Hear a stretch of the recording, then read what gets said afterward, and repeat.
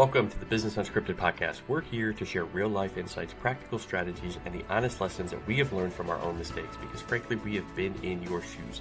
So whether you need help with operations, accountability, financial knowledge, sales, or maybe just getting your mindset right, we are here, and this is the right spot for no-fluff conversations and tools that work.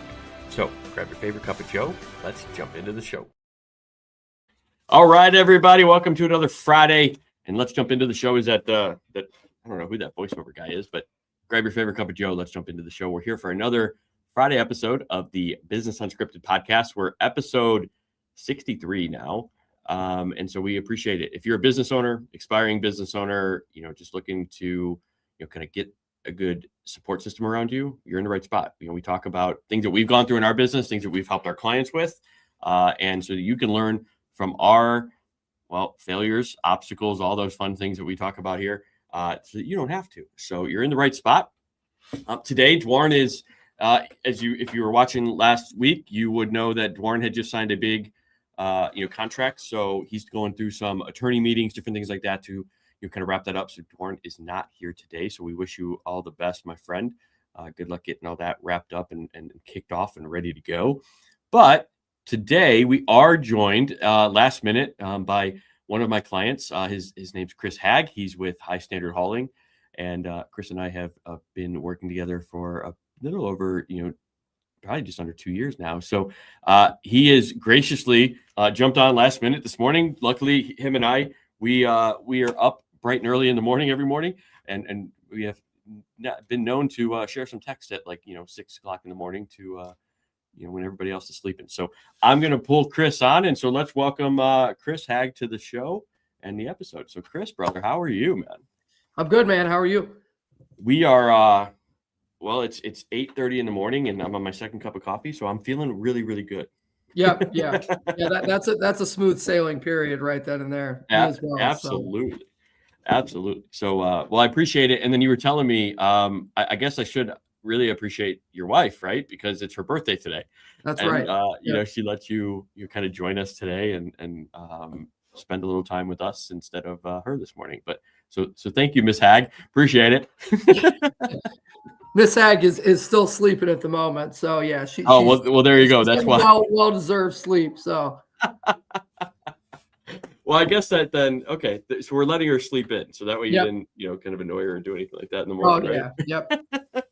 That's easy to do. Well, there you go. Well, Chris, tell us, a little bit about, I like to, whenever I bring anybody on, as I mentioned, just kind of give us a little bit of background, right? Like how long you've been in business, what businesses, that you do, your focus, and what, I guess the biggest thing that I'd like to hear from a lot of people is what kind of launched you into the path of being your own business owner versus, continuing down the path of being an employee.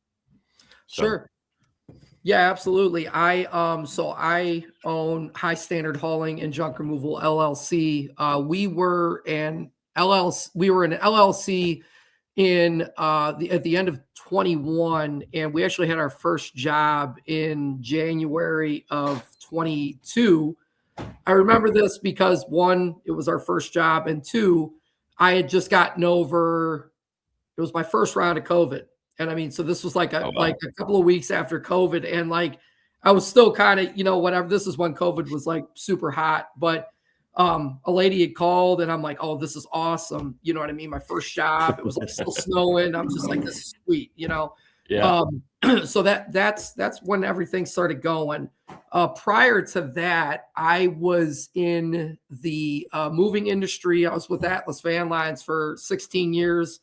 I drove tractor trailer for them. I did everything pretty much within that organization that you could do. I was a manager. I was a dispatcher. I was a warehouse manager, truck driver, laborer, all those different things. That was probably my first real job when I turned 18, and I'd been there for a long period of time. And more or less at that place, I had kind of outgrown, I guess the trajectory of moving up. I had moved all the way to the top currently for where I was at. And it just, it wasn't a good fit. In general, I'm pretty aggressive with growth in all areas. I like to constantly be moving up. and I'd kind of hit the end of the line there. So I thought that, being that you got to figure that was probably my longest work experience and pretty much all I had known, for that period of time of 16 years. I was not thinking whatsoever about entrepreneurship or doing my own thing at that point. I had skill sets. I could drive a truck, pick things up, hard worker, all those different things. I'm like, hopefully I can find, a company that is, in tune with how I want to grow. So I pursued a couple other ventures after that, all within the truck driving field. None of which lined up. Small little story. The second place I went to I was a trash man for a little bit, and really? I worked at Rumpke. Okay. I worked at Rumpke in Broadview, and they took me on really quick because I had a CDL. I had a Class A CDL, good driving record, all that kind of stuff. And they asked me, I had 3 different superiors. They asked me when I came in, they're like, hey, do you want to, it's all the same thing. They're like, do you want to grow with the company? Do you want to, I'm like, absolutely. I'm like, yeah, that's what I'm looking to do. Let me know what I got to do. I'm like, I want to move up. And they're like, good. We like to hear that, blah, blah, blah. So I was there for a little bit over a year. And my bosses, I ran a route that was pretty difficult and became pretty good at it. And my bosses that came up to me and asked me, they're like, hey, there's a foreman position that opened up. You should apply for this. We think you'd be a good fit, so on and so forth. I'm like, all right, cool. You know what I mean? Yeah, I'll go ahead and do that. I'm like, I want to move up in the organization. So I applied for it. I don't get it. I wasn't, too bummed out about it. The guy at that point, at least the guy that got it had been there longer than me, probably deserved it more. Right. And I was like, that's cool. Well, through the grapevine from another manager, I come to find out one of the bigger reasons I didn't get this position was because the route that I ran it pretty quickly, and they essentially they couldn't find anybody to replace me to do it in that time frame. So it was almost like, so basically you were too good at your first job that they couldn't take you out of that to then move you up. Yeah. And that really, really frustrated. I mean, this is this is all truth. You know what I mean? And that, my God, they told me this kind of with a straight face, like it made sense. And I'm like, well, okay, so how am I supposed to, you guys talked to me about growth when I first came here. I'm doing the thing. If we continue down, like, I'm not going to go anywhere then, you know what I mean? And so it was like, yeah, you're just going to keep being good at your job. Right. And so it was like, it makes no sense. It was like, it's basically like they're trying to tell you, hey, if you do worse, we'll promote you. If you're mediocre at what you do, then you'll advance. And that just doesn't register with me. And you know what I mean? In general. So like, I was like, dude, I'm like, this is not happening. So then I had a couple of friends that were salesmen for Pepsi, and they're like, you should come over here. I live in Medina. This job was in Wadsworth, so it's not far away from me. And once again, CDL, they hired me on instantly because I have a CDL. This was a union outfit, like an actual union outfit. It was Teamsters. I had no experience with that prior. No offense to anybody that does that. That just wasn't it did not mesh well with me and with how I am. And then moral of the story was I started thinking about the business more so. Probably the first thing that really kicked it off, thinking about the business was actually COVID, because I wasn't sure how Pepsi was going to do what they were going to do with like the mandates and things like that. At that point, I knew how I had opinions and ways that I felt about certain things and where I was going to stand my ground. Right. And I was like, well, if it comes down to I'm not buckling on some things, but if I choose to do that, I'm going to need some kind of backup. You know what I mean? And that's kind of what, in addition to everything I'd been through prior, COVID, all those different things, that's when the brain started, thinking about the business. And if I put some, all the energy that I'm putting into these other places, into my own thing, maybe it can be something, So that's pretty much what happened. I went on FMLA for about 12 weeks when my daughter was born. You could ask my wife. I mean, that would be our third child. For all of our kids, I was just working constantly. You know what I mean? Like I would like literally my wife would be, she'd give birth and, a couple of days later I'm back in work. You know what I mean? So I was like, you know what? I'm like, I'm going to take, this 12 weeks, I'm going to work the business on the side, kind of see what happens. And that's what I started doing. So I was working the business on the side. It kind of started taking off, and I had the decision after 12 weeks, do I go back to Pepsi or pursue this? I was like, we're just going to go all in with, kind of that mindset of this is, you got to make this work, so here we are. Well, and I think you and I had really kind of chatted about it sometimes too, is that, and I've said it to other people, is to be successful in business, you kind of have to be willing to risk it all. You have what I mean? Like you have to have no fear of ruin. Yeah. Because what's our fallback? Our fallback is you go back to Pepsi, right? You have a CDL license, like anybody's going to hire you. You literally have a safety net almost. Right. That's your worst case scenario, is that you go back and you work for somebody else. So is it really that bad? Like people are like, oh my God, if you fail, like is it going to destroy the rest of your life because you started a business? I mean, I'm on my third attempt at a business. Sure. You know what I mean? And now it's working. So sometimes it's almost never going to work out the first time. You're in a spot where like things are, good. Like obviously there's day-to-day business struggles like every business owner would have, but to be where you're at and your first attempt, like that's freaking crazy. But here's where it goes back to you. If you listen to your story, right, you have the work ethic from the get-go. You were always there. Like you were always willing to grow. You were always willing to want to level up and continue to, kind of do more and do what you needed to do. And you weren't willing to sacrifice, right? Which is a big thing that makes a good business owner. So while you were working for, the man or the woman, whatever, you want to call it, a little bit of both. You were, a little bit of, you were still, exuding all of those, qualities that are needed from a good business owner. And so that's why I really feel like you're not completely struggling your first time around, because you have all of those things that you're willing to do to make it work. And I think anybody who is either in a long-term contract with you or, even a one-off contract, like you can just see it in your reviews, right? 5-star reviews all over. You're always getting the compliments, and you're seeing long-term contracts signed with you in the company because of that quality and everything that you're doing to make sure that things are taken care of in the right way. Yeah. So, and sometimes, we've had the conversation where sometimes maybe it's over, in terms of like you've gone given too much, right? Yep. But I don't think it's done you any wrong in the long term. No. Yeah. I've learned a lot, and like I said, just like, you have the experience with a few businesses and things like that.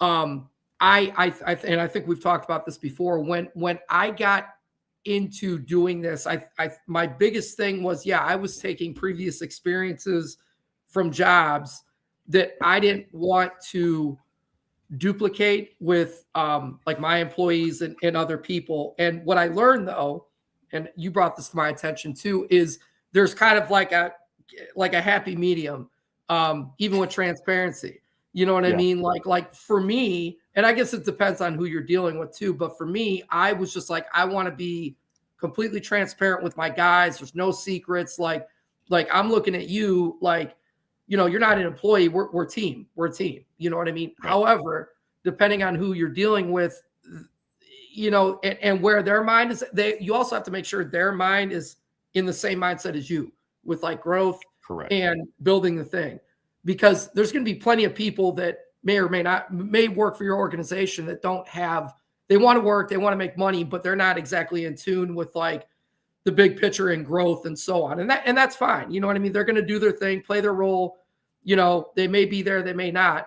But if those people, if you're too transparent with them and you're too open with them, sometimes that can blow up in your face. And that's happened to me a couple of times, So, and that was a lesson I learned, just because I knew how I would react to somebody if they were that way to me. If they were like, Chris, like, I want to build this and we're going to do this and this, I'd be like, hey man, thanks for keeping me privy to all these things. I want to help out. But not everybody is like that. So it's, it's ride. And you're right. Sometimes you got to do that happy medium, Everybody wants you to be transparent until transparency offends them or right is not in line with what they would want, etc. And then they use the transparency against you. And so it is a difficult balance, especially when you have employees and you're managing, staff, which, as you mentioned, like we've had a couple conversations on this where, you can be open, but don't have to release everything, because which I did. And we talked about that too. And it blew up in my face in a way that I never thought could happen. I was like, if you would have given me that scenario in the beginning of that, I've been like, there's no way that'll happen. No way. Like, because if I'm saying this to them, they're going to take it like, dude, Chris is being super open with us. What, you know what I mean? And it did, you know what I mean? So. And I think the lesson that anybody watching can just learn from is there is a fine balance, but also, make sure you have a good support system around you and you open it up and you say, hey, by the way, like I'm thinking about doing X, Y, and Z. Like, what do you guys think? Right? Whether it's your spouse, it's, an advisor, kind of relationship like we have, friends who are also in business, like people that understand, that can give you their perspective, that aren't just going to say, yeah. Because when we just do it ourselves, right, we end up going through our perspective of that situation. Like you just mentioned, like I had the perspective that I would be really open to this, so they're going to be open to this. When in reality, if you were to take, that step of and adding that into your, process, which I know you have, of saying, hey, I want to do this. What do you guys think? Like you just have that. Sometimes it's a trusted text group, right? Or it's an email group or something like that you can just say, hey guys, here's what I'm facing. And that's why, the biggest things that we're doing, we've talked about this, for a little while and going to make it happen is, doing like that small mastermind, like group that just meets, right? And it's like, hey guys, we're all in business, man. What's going on? What are we struggling with, right? What do you guys need help with? What are you guys facing? And then putting it out, hey, all right, just go and do, you know what I mean? Yeah. But having that check and balance is much needed, especially when you're doing it your first time, and you've, correct me if I'm wrong, but you never, prior to this, were a manager where you actually managed staff yet, no? Or no, I did manage, I managed staff at Waleski, at Atlas where I was a mover. So I had, now here's the difference though. And I think we've talked about this. I had minimal experience with managing staff and all that kind of stuff, but the way I did things over there was, and this is kind of the way I was taught. And I don't think this is iron fist. Okay. Yes. And like, because like now that worked, it worked because people are afraid of you. You know what I mean? Which is not where you want, like if you're building your own business, you do not want the people that are doing it with you to be afraid of you. And that's the only reason they're operating. You know what I mean? Like that's, I know that doesn't work, but I was a young kid. You were basically, you were literally using your position to give you the authority over them. Exactly. In leadership, obviously as you figured out, right, that's not how you want to lead. It's never going to be long-term effective, and in fact, and people are going to hate you. Like they're going to hate you. They're going to talk behind your back. If you think back, right, it probably, you probably had a lot of turnover. Oh gosh, right, like you could just think of your staff. You probably had you had no loyalty, you had no commitment, anything like that. So, That was a mistake. That was a mistake that I made from. And so it's like, I did take some of the lessons in the working field, mistakes that I made, what I don't want to do in my own business and what I want it to be. But like I said, however, there are some things that I think I didn't ride like a happy medium. I went to the complete extreme on the other end. And that, you're like, okay, well, if this is how it didn't work, then it's got to be the complete opposite of what would work when you're so we're going to go 100% to the right now. And then you're like, and then you realize like it really is somewhere in the middle. And, it's not that you're hiding things, but sometimes you just need to not say as much as you think you do. Just, you need to address the situation, but there doesn't have to be maybe as many words or details and things like that. So I'm a detail person. I try to be that way because that's, once again, that's how I like people to be with me.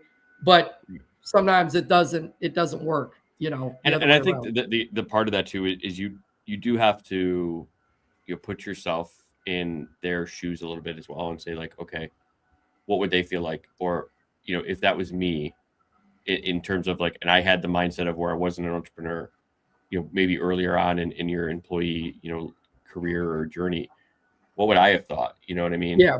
And those types of things, when you can kind of take a step back and look at it, will help you sort of, kind of polish where you're heading. And we talk about on the podcast a lot, about AI. Like this is another good example of a way, if you don't have that support system or that text chain or an advisor, like, just going to an AI, and saying, giving them the context of, I want you to think like an employee, right, in this industry. And here's what I, as the owner, want to get across, but I want to say it in a way that, they're not gonna, feel like I'm leaving them or I'm leading them astray or anything like that. And then just have that conversation back and forth. And that's your thought partner. Now that can become your thought partner if you don't have one or you don't have that circle created yet. So there's definitely a lot of ways as a business owner for you to practically, kind of use AI to help you out. And I think that's one thing that's really kind of missing, from YouTube University around AI. Everybody's telling you how to build it, what to do, but there's no like practicality, which is why we're starting the Triumph Studio for that, and so I'll take a minute here to kind of just, sponsored by us, right? Triumph Business Solutions, this podcast. The studio is for a community. If you want practical, right, insights of what you should be doing as a business owner to use AI in your business to, whether it's pricing, whether it's invoice creation, agreement creation, anything like that, the studio is there to help you with weekly calls for Q&A. In the community, there's the community function for everybody to, kind of engage together. So if you're interested in that, there'll be a link down below to get into the studio and kind of help us and start growing your business in that. But Chris, kind of jumping back. So COVID started your business. Obviously, it's probably not all been unicorn kisses and rainbows, right? I've done some pretty hard things. I like challenges. I've always been that way from a young kid. I've been on a bodybuilding stage. I'm good with discipline. You know what I mean? This is by far the hardest thing. I need to do some of that bodybuilding. I understand what it is to be disciplined and what you need to do to get certain things done or whatever. But without a doubt, this is the hardest thing I've ever done. And what I've experienced in, we'll just round it to say almost 5 years, like kind of really doing the thing. I mean, I could write a novel. It's wild. I mean, like at any time, I don't think it could get crazier. It's just like it does. You know what I mean? It's like, so it's hard, And so I don't, but so it's the hardest thing you said. It's the hardest thing you've ever done in your life. Yep. But would you change a thing over the last 5 years? No, because here's the thing. Like I think you could probably attest to this too. Like, deep down kind of what you're meant to do when it comes to this like entrepreneur game and stuff like that. I think the people, now don't get me wrong. I think there are a lot of people that do jump into it and they don't understand the sacrifice and they don't understand what it really, really takes to build something, do something, create whatever it might be. I think they kind of get into it. I've heard many people come up to me, even with my business, and they're like, oh, I want to, it'd be like a field that they're in, like hair or whatever. They're like, oh, I want to start my own business. I want to make my own hours. And I kind of chuckle when I hear that because I'm like, that's good. And it can eventually get to that. Don't get me wrong. I mean, like you build something and, you get processes, procedures, people doing things, whatever. But I'm like, when you first start, I'm like, I'm telling you, I'm like, the truth is you are going to trade in if you're working 50 hours a week, at your normal job, you're going to trade that in to work 100 hours for yourself. And that's just the truth. You know what I mean? When you first start, it's a lot of work, you know. I think it's the biggest myth out there right now. Again, because what happens, right, is humans, we see successful people. We see that they're taking vacations. We see that, you know, they're, you know, coming into work for 2 hours a day, and then they're going and they're running 17 different businesses, right? And they're like, oh my God, like I just got to start a business and I can do that. Yeah. But we didn't see all the 12, 14-hour days, the missing family events, right? The telling the people no for the years and years that it got them to get to that one point that you actually saw them.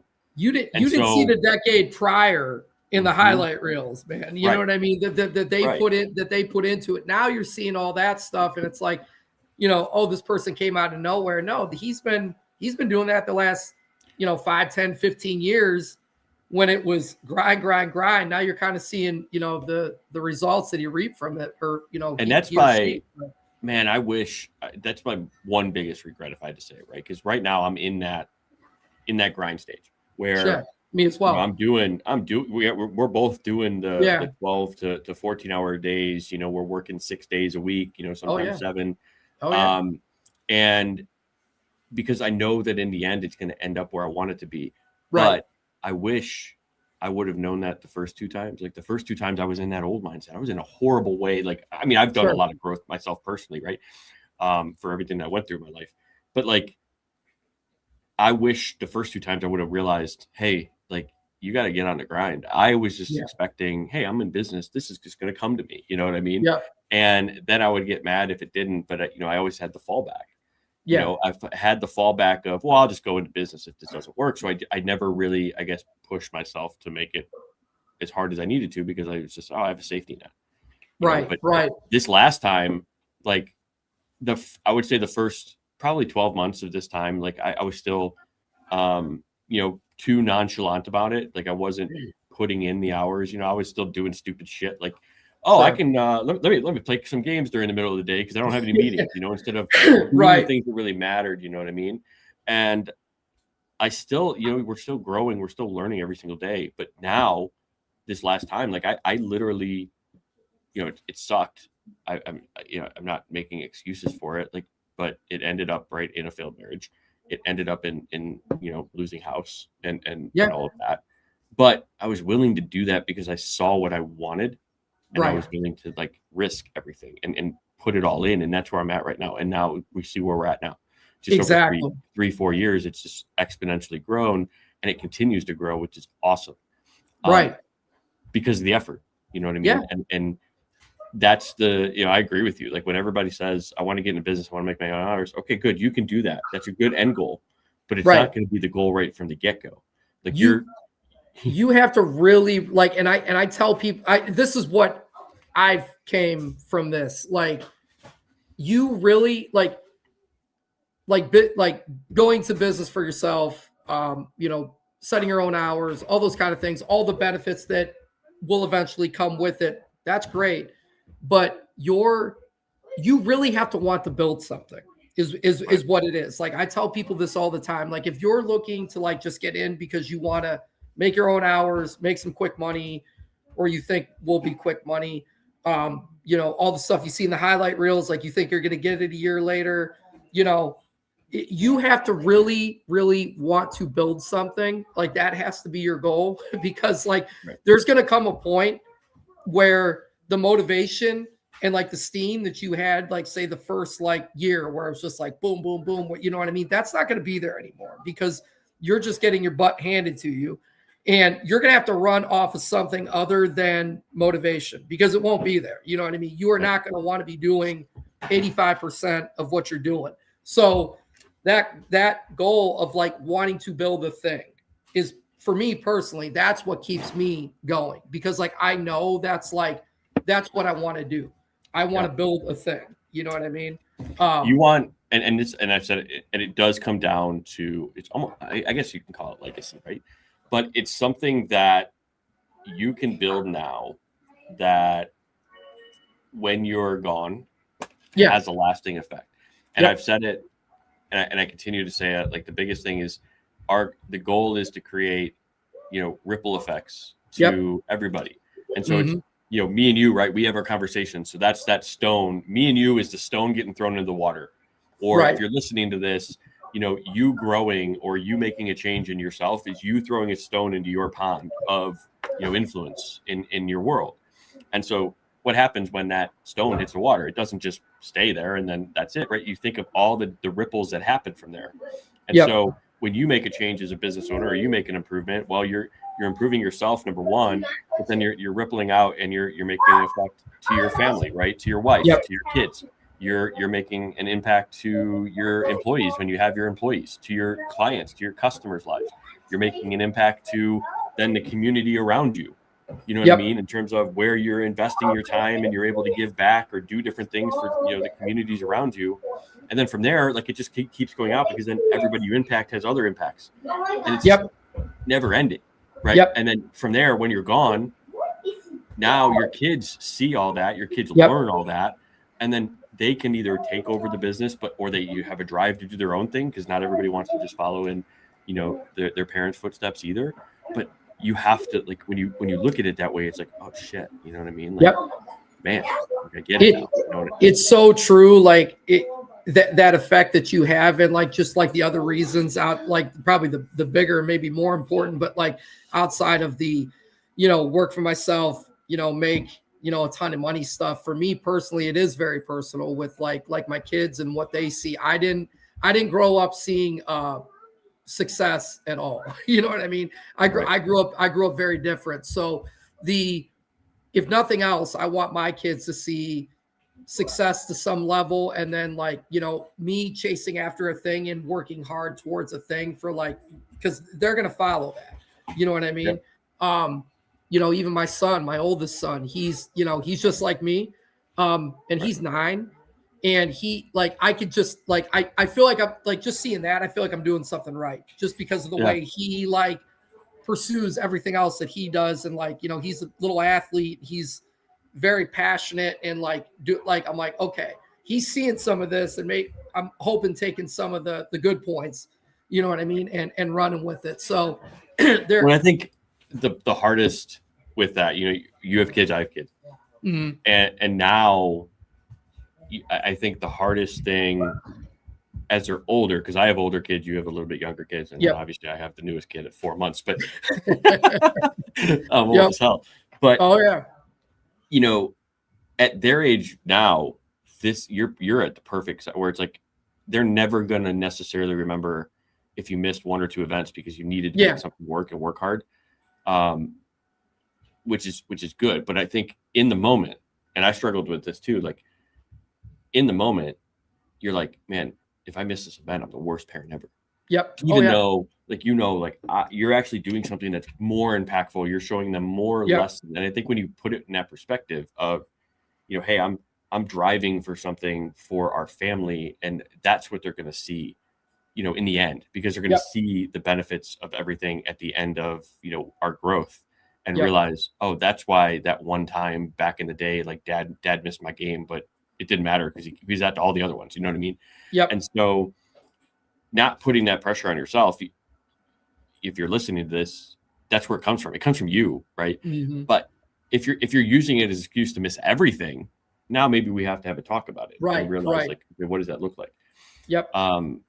But was that ever a struggle for you in terms of? Yeah, it still is. I mean, now, my wife and I will kind of go back and forth about this. My wife has volunteered me without me knowing for various coaching positions. And I'm like, and I'll tell you what, I mean, it's been very, very difficult, but I've made probably 90 to 95% of those events while still doing this. And I tell her sometimes too, I'm like, I know it's because I invest double the hours into this than when I was at my previous, hourly jobs.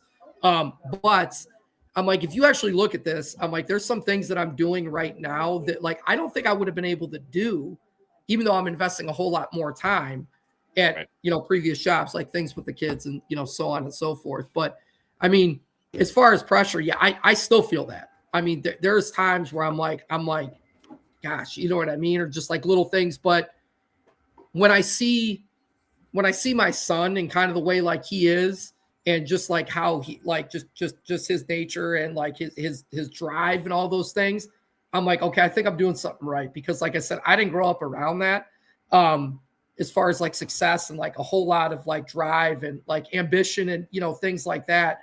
So I'm like, this combination I think is working. And this is ultimately what you want to do. You want your kids to be 30 times better than you ever were, you know? So if that's the end result, you know, I wouldn't call that a fail. I would call that a win, especially if it's starting young, you know, like my 9-year-old, where I'm like, okay, we're on the right trajectory here. You know what I mean? Like, you know, we just gotta, so, cause he'll tell me stuff. He's like, Dad, he's like, you got to work for it. You got to work hard. I'm like, cool. You're hearing these things, you know what I mean? Like he knows. And, so yeah, I don't know. I'll say another thing too, without getting too deep into my story. I had an individual in my life when I was growing up that was always there.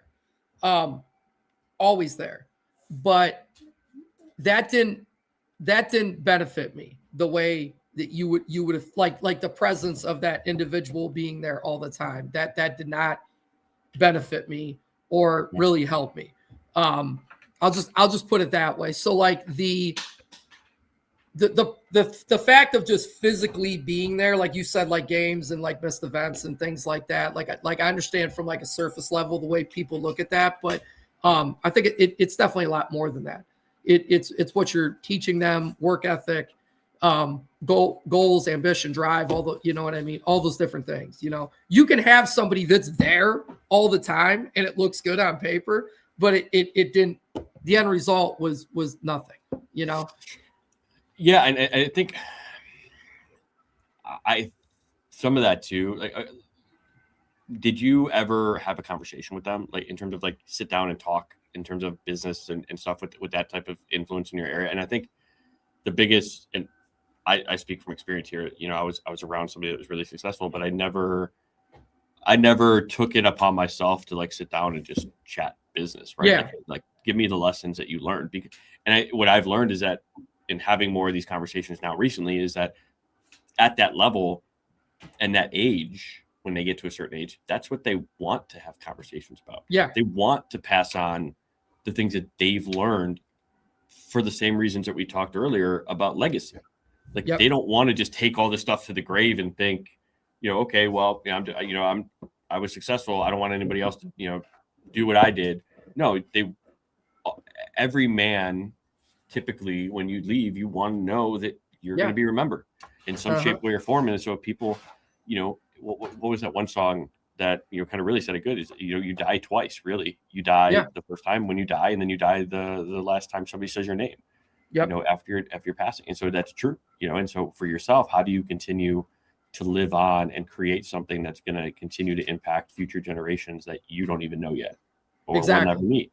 Yep. So, really deep conversation, I guess, in the morning. No, here on a Friday, but it's all good, man. We're rocking through the coffee here, so I'm all for sure. up, you know.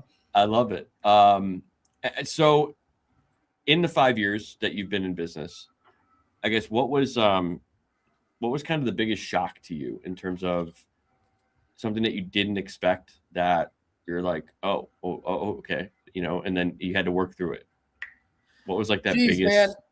Yeah, unknown. Man, I feel like I've had so many of them. You know what I mean? Well, I will say this. I would say in the beginning, for like I guess probably the first thing was definitely money needed to operate properly and professional. I guess, you know, like I had a general. So in my case, we're talking insurance, you know, workman's comp, like all these different things that I think a lot of people, and I think in all kinds of fields, do not understand. You know, like everybody kind of starts at that point where, like, you know, you're doing the thing. It might not be totally legitimate, but you're building to that point. And then you kind of want to play ball with, like, you know, some of the bigger companies, and you find out that they require X, Y, and Z and everything to be very, if you even want to talk to in them. line and Right. So like that was probably the sticker shock, I think, in the beginning, where I was just like, geez, oh man, I'm like, like in my case, like insurance is a big one. CMV insurance for like our trucks and trailers, commercial motor vehicle insurance, and that's a little monopoly in itself when you first start. Like, so you kind of go into that with like, I remember when I first started, in my case, I thought that I could take, and I'd done a bunch of research, and this is something that I missed, but I thought that I could take like my truck and my trailer and put it on my personal insurance policy that I have for like our other vehicles and stuff like that. And like, I was like, yeah, you know what I mean? It'll jump up, maybe $1,000 a year or something like that. And then I got the quote, for, what I was looking at, and we're talking like over $1,000 a month, you know what I mean? And I'm like, wait a minute, what? Yeah. I'm like this, and so that was a little, something I didn't expect. I would say, yeah, definitely in the beginning, once we started making a little bit of like headway and wanting to operate and do work for like some of these bigger companies, I think some of the stuff that they required and where I needed to be, how much that actually costs to do, like in our case, you and I going back and forth, like what I actually need to be charging, because like due to, being a legitimate business, you know what I mean? That was a big one for sure. And it still is. I mean, it still is. It's like, and I would say like part of that, right, is the mindset too, that we've chatted about it, because you get caught up in the price war, right? Where you're like, oh, what all these other companies are going to charge X. And it's like, okay, yeah, but are they doing it legitimately? Right. So we just went there and we went through this exercise, right? Where we said, here's all your costs that are associated with this job or this project. So if they had all these same costs, how do you think they could charge $50 less than the cost? Yeah. And then it's I get, was that aha moment where it's like, oh, okay, yeah, they're probably not doing this legitimately in order to do that. Yeah. And so then, that's part of that messaging that goes out. It's like, okay, like, are you looking for cheap, or are you looking for, legitimate, where, we're guaranteed, like we're bonded, right? We're licensed, all that fun stuff that you can put out there. And this is why it's important to do that, because if somebody, in junk removal or demo or whatever, let's say they demo the side of your house because they didn't understand what you meant. And then they have no insurance. So now you as the homeowner are out money. Like, I guess you can go and try to sue them if you really wanted to, but if they didn't have enough money to pay the insurance, they probably don't have enough money to pay your claim. And so they'll just go bankrupt. And so you're not going to get anything anyways. Whereas when you pay that little extra, because a company like yourself has the insurances, has the coverages that are needed, you're also kind of covering your own investment that you're making to have that project done.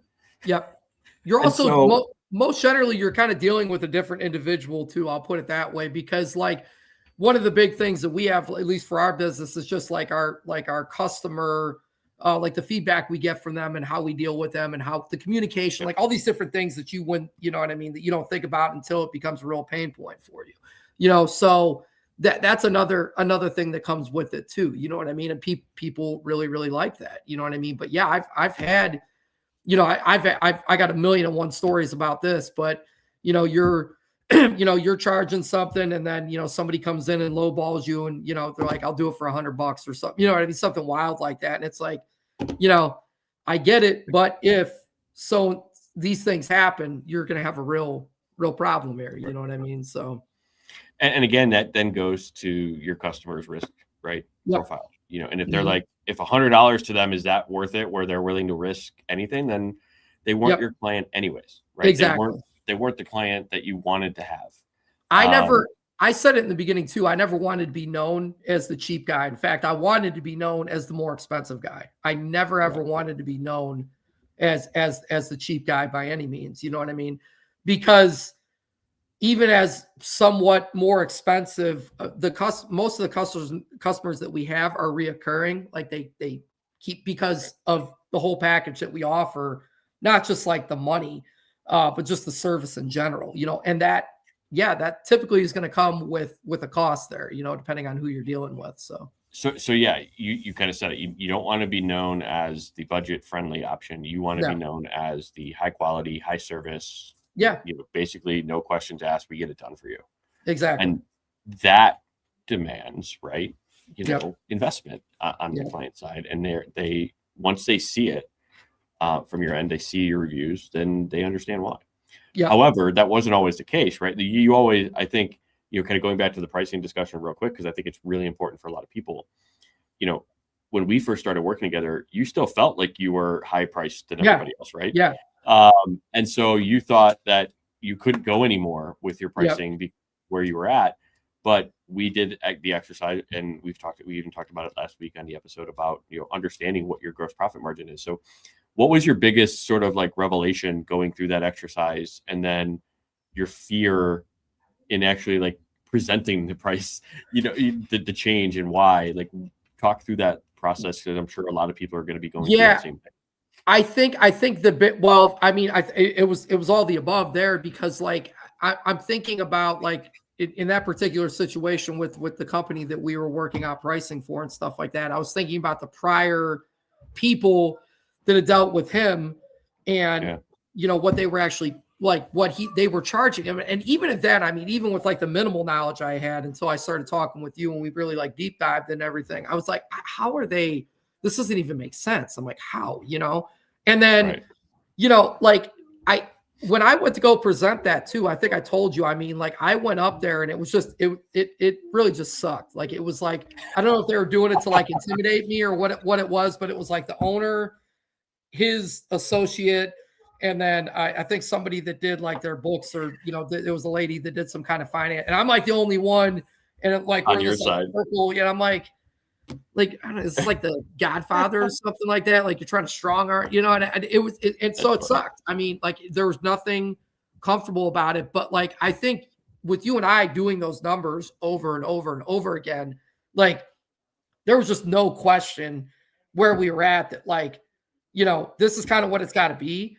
And if not, like, it's just not going to make sense. So I was confident in that sense that like, I didn't know if he would I didn't know he would necessarily like the figures, but I was confident in the fact that like, if it can't be this, we're just not gonna be able to do it, because it just wouldn't make any sense. You know what I mean? And you mentioned it, the confidence, to know where you're at. Yeah. Because if you're guessing on your numbers, or you're guessing on your margin, or what you would make, you probably would have went into that conversation a little bit differently. Yep. You probably would have been like, well, maybe I can give up $20, or $30 here and there on every unit or something like that. Right. And come to find out, like, that $20 or $30 would have been like 50 to 60% of your net profit. That was half of my profit. And so when you don't and that's not even, net profit, that's your gross profit, because you obviously right for these. So by having that confidence, you're able to go into that meeting with, it's like, hey, like, this is it. And I'm willing to walk away if it's not. Yeah. Because that it makes no sense for you to do business. Right. Otherwise. I mean, I think that was the thing with that deep dive into it, like, just knowing without a doubt that like, okay, you may not like this, but if we can't do this, it makes zero sense for me to go do it for you. So, right. I was like, I'm not here to just break even so that you can get your process.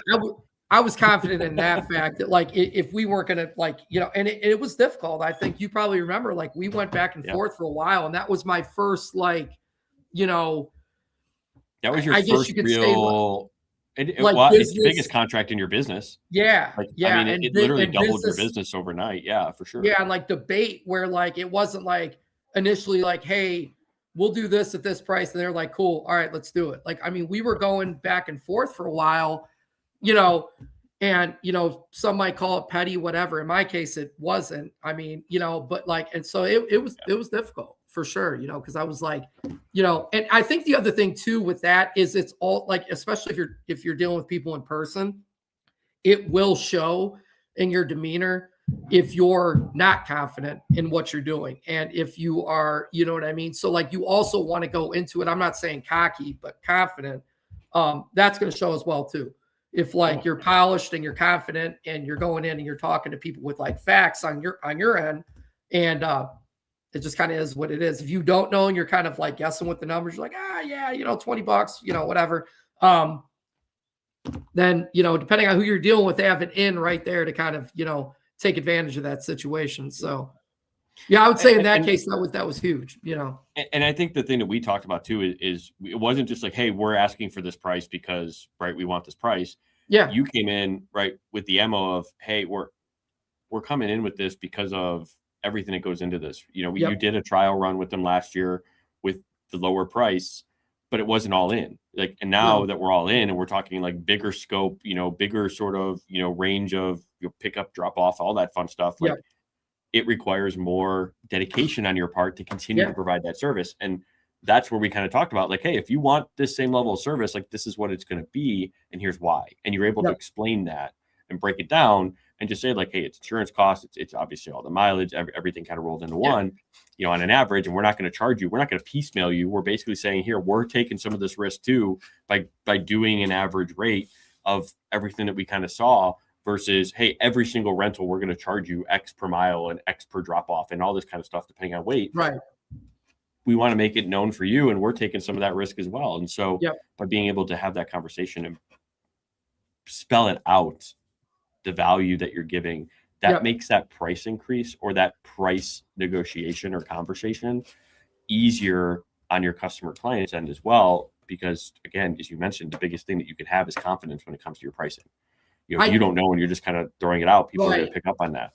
I should mention too with that, which is kind of interesting. I wasn't the first person to deal with this individual for that service. He had a handful of people prior to that, all of which were significantly cheaper than I ended up being. So I think in a way that somewhat kind of helped, because what he thought it was going to be, like in my case, it was dumpsters. And he's like, I'm just thinking the dumpster is a dumpster, but it really isn't when it comes to, timing and when we need it and punctuality and, equipment being decent. All those different things play into it because they deal with some pretty high end customers. So, which was, like I said, that he had dealt with people that were significantly cheaper than us, but I think deep down knew the value of what we were bringing and what we were offering, and why, because it was explained. And that's why price becomes a non-issue when you exceed everything with value. Right. When the value and the service and the relationship and the feeling that client gets from you from working with you far exceeds any sort of investment you're asking them to make in you.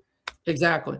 Pricing is a non-issue at that point. Just like, hey, they're feeling like they're getting 7 times more than what they're investing with you. So to them, it's like, it's a no-brainer, and you're helping, and they're getting a solution to all of that. So, great. And I know we typically like to go about an hour and 10 minutes. So, just want to, sort of lastly, what's an obstacle, I guess, right now that has been something that you're facing that probably other people are facing, that you want to, maybe kind of work through, or maybe sort of look and have a quick conversation about it here, because it's one of those things that we'd like to have on this episode, is helping people work through things that they're going through. So what's another, we talked pricing, some things there. We talked a little bit of like the transparency and having conversations with your employees and things like that. But what's something else maybe that's going on in the business that you're facing right now? Probably the biggest thing is with us, like growing and expanding. In like my case, it's bringing on more employees and people that are qualified to do the things that we're doing. That's been difficult. Just trying to bring and this is how it works too. It's like, you always want to try to hire, prior to these things coming up, like these bigger projects. It didn't work that way for me. I had somewhat of a team, and then I had somebody that got hurt and somebody that left and one that's slightly disgruntled, and you know what I mean? All these different things. And then we started growing even more. So it's just like, there's never like some perfect, scenario there. You are reacting a lot of times, based on what happens. And I think so with that, and then I'll let you go on with your story too, but this is why it is really important to as you're developing a company, and I would say you're 5 years in, you're successful, but you're still at kind of that growth state, right? That first level of growth and kind of hitting that level.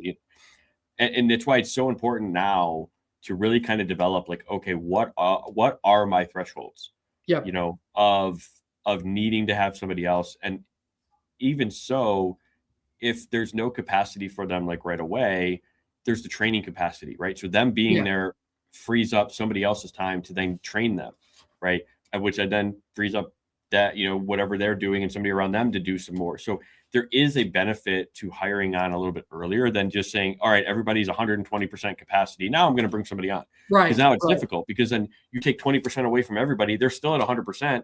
They're not going to still feel like they have time to train. You as an owner are not going to feel like you have time to train because you're doing 150%. So really, you have to think about what are each employee's capacity levels. And once they get to around 75%, that's when you really need to start thinking about, kind of that hiring threshold of, okay, now I need to either bring somebody on, outsource something, whatever. It doesn't always necessarily have to be bringing on an employee. It could be, I need to outsource some of the stuff that you as an owner are doing, right? Because it frees up my time, right? And sometimes it is hard to let go of some of that stuff and trust, right? You and I have talked about it, right? You'd still like, even though we're handling everything for you on the financial side, you still like to write everything down on paper. I do. It's just habit, man. It's a habit. It's an anxiety thing, and it makes me feel like, dude, I'm not kidding, man. I got the notepad with me every morning, just little things. It just, I don't know. I'll get over it eventually. Which is something where, like, you and I have chatted about, like, okay, and I thought about this the other day, like, I want to take that notepad, I just want to put it on your phone, right? So it's like, right. Where now you can just open it up and you look and it's there. Yeah. So that's part of the stuff that we're kind of developing and growing for not only you, but everybody clientele wise, and is how do we get what you're doing there in the palm of your hand, right? Everybody's on their phone. Right. You can be out anywhere and look and just see it. And so it's how do we make that available for you, which is awesome. But so that was an offshoot from the hiring piece. So, but for the offshoot, don't wait until 100, 110%, really start thinking about and putting that process in place where it is a process, where every month or every quarter, you're looking at your capacity of all your staff. And then you're deciding, okay, we got to start hiring this quarter because we're growing. We're still seeing, like, for you, it'd be, how many numbers of rentals do we have? How many numbers of demo jobs, when we get to being like 2 weeks booked out, right? Now we have to hire somebody else because people want demo done in a timely fashion, not in 6 months. So it's like, how do we take our 2 weeks and now bring it back to a 1 week? Wow. Because we know we're always going to have, now we can have 2 crews. We're doing double the work in a week instead of spreading it out over 2 weeks. Right. So just wanted to hit on that real quick is just don't wait until you're 120% because you're still never going to have time to get it right and train people. Have that process develop now, especially when you're in this sort of infancy stage and growth stage, number one. So, go ahead in terms of, staffing, go ahead and. That's probably been the biggest one. Definitely is, bringing, I did not think it would be as hard as it's been. It's just one of those things, I've done multiple interviews. I've done, trying to get people to come on. I'm looking at other resources for, like labor and things like that. I've really had to go some places I didn't think I was going to have to go. And I kind of have to now. So, you know what I mean? Had, something been implemented maybe a little bit earlier, that would have been, a better case scenario. But when you think about that too, because I know we've talked about it. Talk about how sometimes it is difficult to, as a very hands-on owner, right? Yeah. To kind of trust people that you don't know as employees, because as you grow, right, the majority of the people that you're going to be hiring are people that you are not going to know at all, right? Because it is hard to. Again, we've talked about this, hard working with either friends or family and things like that. But talk through that mindset right now that you're kind of working on to kind of help on the employee side. It is, and it's still very nerve-wracking for me because I really, really you got to figure you're the, you in my case too, the face of your company, and you're talking to the customers and they're dealing with you and usually your interactions and stuff. So, you want to make sure that same thing is being brought when they go to do the work or whatever the case may be. It is. And then in my case too, we're operating vehicles, machinery, things like that. So there's the liability end of it as well. And everything is just so expensive, insurance. So I completely honest, I'm still working through that. I'm doing better, trying to work through that, but it's a struggle. It really is, because in my case, I've been driving trucks for a very long time, since I was, 18 years old, and I'm 41.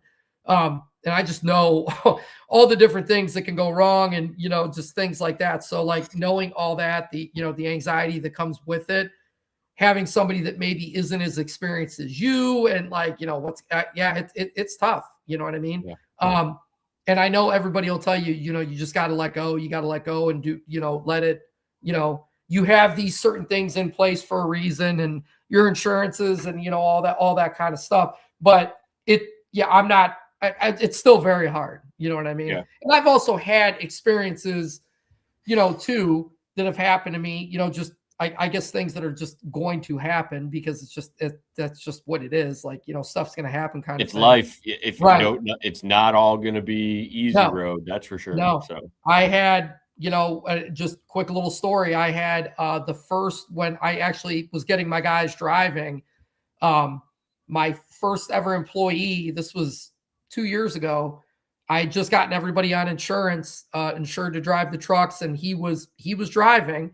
And I was out of town with my wife, and you could ask her. I was so nervous. I was like, I remember that. By my phone. I told you the story. I'm like, so prior to this little incident, I had talked to my lead guy, and he's like, oh, everything's going great. We're doing this, and this. And I'm like, oh, that's awesome. So I'm talking to my wife. We're eating breakfast. I'm like, I'm really proud of the guys. They're killing it. They're this is they were driving, and I was kind of letting them go on their own too, and I was like, oh, okay. I kid you not more than 15, 20 minutes later, I get a phone call from my lead who wasn't driving. It was my other guy. And he's like, so-and-so just backed into somebody's car. And I'm like, you're kidding. I thought they were messing with me because I had literally just talked to them. They told me how good everything was going. But I'm like, dude, stop. I'm like, sends me a picture. Police are there. And my driver had literally backed up ignorantly on some girl's hood. And I'm like, my stomach just dropped. I'm like, you've got to I'm telling you, that week they had just got putting on this insurance. And I'm like, so you're going to have these terrible experiences. I guess that's just par for the course. Nobody died. Thankfully, and it was handled professionally. Did that affect my insurance rate? Oh yeah, to the point that I had to pull him off, and he couldn't drive because it was just too much. You know what I mean? And that's just what you got to do. But then I kind of look at that too. While he was a good worker, did I really want him driving all the time? Probably not. You know what I mean? Just due to maybe the lack of skill or whatever. So. Yeah. And it does come, and you mentioned it, right? It's not going to be a light switch that you're just going to flip on and off and you're just going to feel like, okay, I'm good. It is going to come from months and eventually years of letting others, and having that repetition of things going well, and getting over the feeling of when something bad happens that, oh my God, woe is me, this is always going to happen. Yeah. Reminding yourself of, hey, I just had 11 months of nothing happening. I'm not going to let this ruin that. You know what I mean? And then getting over that and moving forward and realizing, okay, we handled it. This is why me and you have talked about that. This is why you have insurance, because it pays for that and you don't have to worry about it. And it protects you from losing everything that you built because you didn't want to have it. You know what I mean? To anybody that may be listening, and don't get me wrong, I'm not perfect. I anxieties and fear and all the stuff that comes with this. This is a daily struggle and grind for me. You know what I mean? That's just what it is. So I'm I'm not Mr. Strong, and not at all. But what I did hear, and I guess it makes a lot of sense for me, is like when you start something like this, you're opening yourself up to so many different things, like your own business. You know what I mean? All the things that come with it. You know what I mean? So there's like a million different. So like even as a game of numbers, inevitably things are going to happen to you, and probably a lot of them, because you've opened yourself up to like so many different avenues. Like you're not staying in the safe little bubble of like 9 to 5, come home, eat dinner, take a shower, go to bed, repeat. You know what I mean? For the next, you know what I mean? Like you're going to be limited to things that can happen to you within that kind of bubble of things. Not that there's anything wrong with that, if that's what you want to do, but you're limited to like the things that can possibly happen to you in those scenarios, in those like, enclosed scenarios. When you start a business, when you do all these different things and you just open yourself up to all the stuff that you have no experience at whatsoever most of the time, inevitably, just by sheer numbers, there's more things that can happen to you. And, they will. You know what I mean? And that's how you learn, And if when you think about it too, it's also like life in general. Like, it's not, things are going to. It's how you react. Like, I tell everybody this all the time, and people say I'm stupid, or that they're just like, that's not true. But the reality is true. It is. You are the only one that controls how you react. True. Yep. To any situation currently. If you're saying I'm reacting this way because of everything for the last 15 years of my life, like, that's BS. Yeah. Right. Because you now in this moment can choose to make the choice of, I'm going to react differently, even though I did and had all this experience over 15 years of my life, or I'm going to choose to react the same way and then let it negatively affect my future 2 or 3 weeks, whatever it ends up being. You literally, in any moment that you live, like I saw this clip the other day, and I guess it was true, because life is actually lived in today only. Yeah. Like, your history book, like, it's just that. It's just a history book of your life. You can't change it. It really kind of doesn't have an effect on today, I guess, unless you like are in jail and you murdered somebody. I guess that does kind of limit what you're doing. Yeah. But you can make mistakes, recognize those mistakes, apologize for those mistakes, and then that's where you let go. Like, if somebody that you made a mistake to decides that they want to hate you for the rest of your life, so be it. Like, I can't control that. You can't control that, watching this.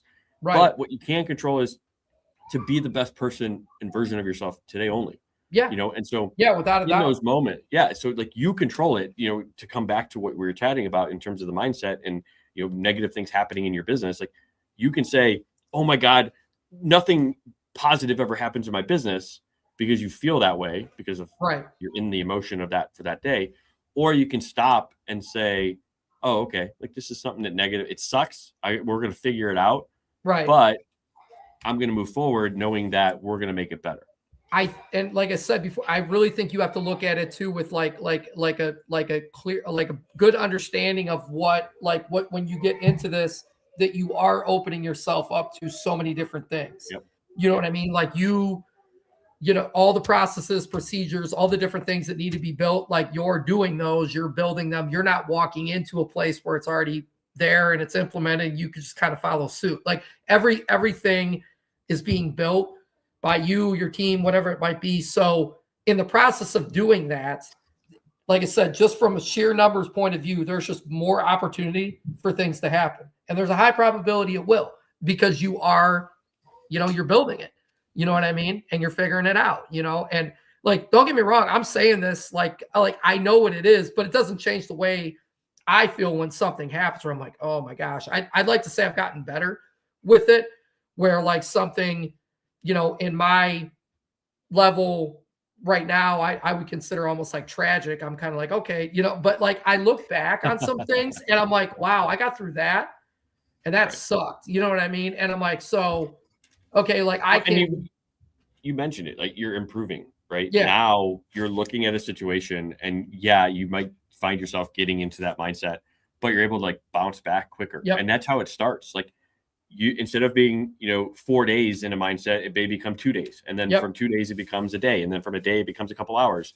And that's it's where building that that improvement happens. resilience too, that you're like, you know what I mean? You're like, okay, well, I got through this and and that really sucked. So, I mean, like I can get through this, and that like, that's business. And that's kind of the end of business that I think, people all like, they don't want to hear, you know what I mean? Where it's just like, it is, man. Like you really have to build that resilience to things happening and just, continuing, like moving forward, 1 foot forward, And I think, and I'll wrap up this kind of point with the fact that just because you're like, oh, okay, we're just going to make it through it, you don't just like let it go and like brush it under the rug. Like the idea there is that then it's like, okay, afterwards, let's look at pattern recognition. Yep. Using the driver. Okay, this person has had 4 incidents in the last 6 months. Like we need to change something, right? And then having that process, those reviews, those conversations in place afterwards. So being positive, right, and realizing that you're going to make it through it doesn't mean that it's an excuse to not deal with the situation. No. Otherwise, like, you're just going to keep facing it. So you literally have to have that back end set up as well, which we've talked about and put in place, in your organization currently, where you have those it's helped policies. me quite a bit too, Yeah.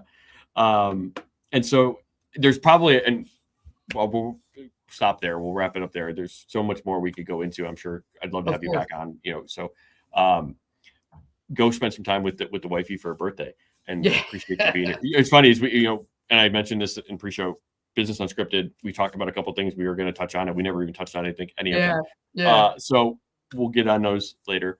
But Chris, we'd like to wrap it up and say, what's the one thing that you hope that somebody watching either live or replay, that they take away from the episode and walk away with and start implementing in their business or their life? So with that, what's that one thing for you?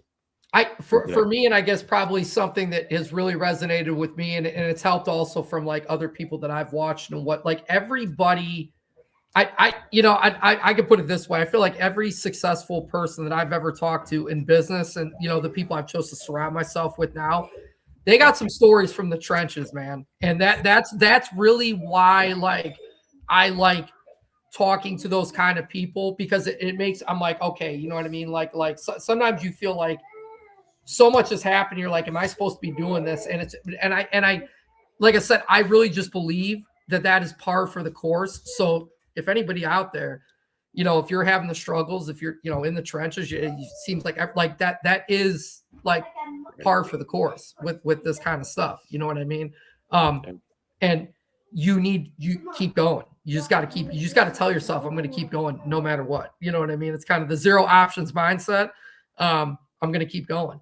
But it is refreshing. And I guess maybe I touched on some things on me, because I like to hear it from other people where I'm at, where they kind of tell some of the stories from the trenches and the things that they've dealt with. And you don't feel like you're like the only one that is dealing with that. Because sometimes when you feel like that, you're like, what am I doing wrong here? Because like, am I the only one? Like, and you soon find out when you get around those, like literally, I don't think I've ever talked to anybody, and these are some very successful people that, where they didn't have just those kind of stories. You know what I mean? Some, a lot, like, 30 times worse, like, bankruptcy multiple times, like all kinds, you know what I mean? Like all kinds of stuff, you know what I mean? You're like, okay, you know what I mean? Like, I think I'm going through some stuff, and maybe not. It goes back to what we kind of chatted about before, right? You don't want to, you're looking at their highlight reel of where they're at now in their business in terms of their success. You didn't see the decade where you are to all that, right?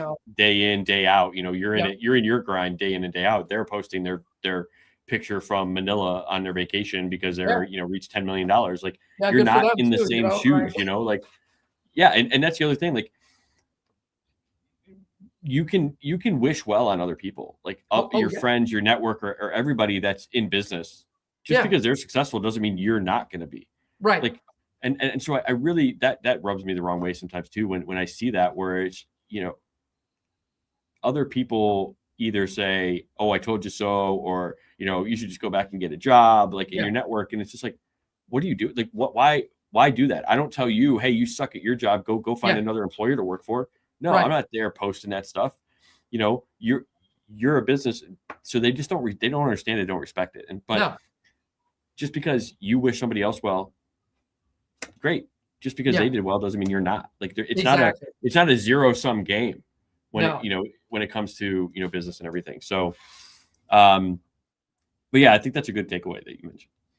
For me, I think it would just be being willing, and I think even seeing your growth over 2 years, right, would be it's been huge, and you're still continuing to grow, which is awesome. I think for me, just being willing to learn and grow every day is the biggest thing that you could do, right? You're making that ripple in your pond, every single time that you grow and you change and you reach a new level. Like that's another rock that you're throwing in that's creating ripples in your life and those around you. And so I really think always being willing to do that and continuing to level up is really what's going to drive you ahead. So one final question before we kind of jump off, and I guess working together for like 2 years, what's been that maybe one or maybe two things that like has really been impactful to you by having this sort of relationship like we have, working together, so that others who may be on the fence in terms of, do I work with somebody or do I reach out to somebody,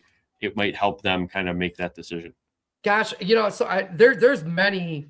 I mean, there's many different reasons, but I mean, probably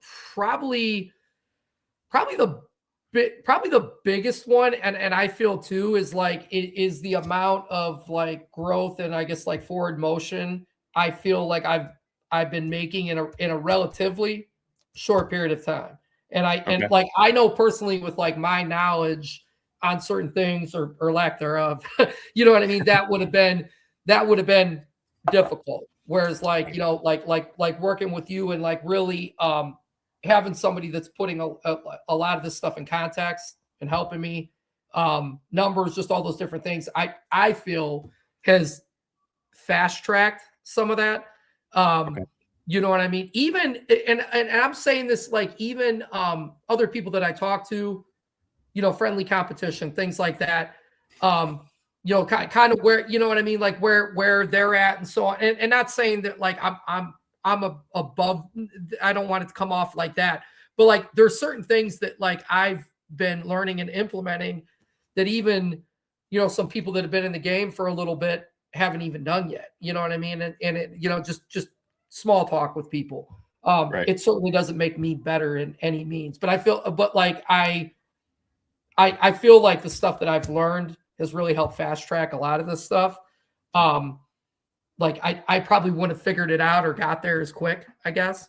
And I think having somebody also to just talk business with and so on, because my immediate group of people is kind of limited in that field. So, most of the people that are immediate to me are not doing what I'm doing, you know what I mean? So that can be a little, and they're gonna have no idea, like, you know what I mean? Like what, just, like I said, a lot of people, I think I've joked about this before. They're like, why would you do that to yourself? Like, you know what I mean? Like, why would you do that? You know what I mean? And like, just go get a paycheck. Yeah. You know what I mean? Like that's dumb. Why would you, so like it's hard to, when you don't have, immediately, those are the people around you, you know what I mean? So I would say those are, and probably the two biggest, and just like an overall better understanding of how to do this stuff properly, I feel has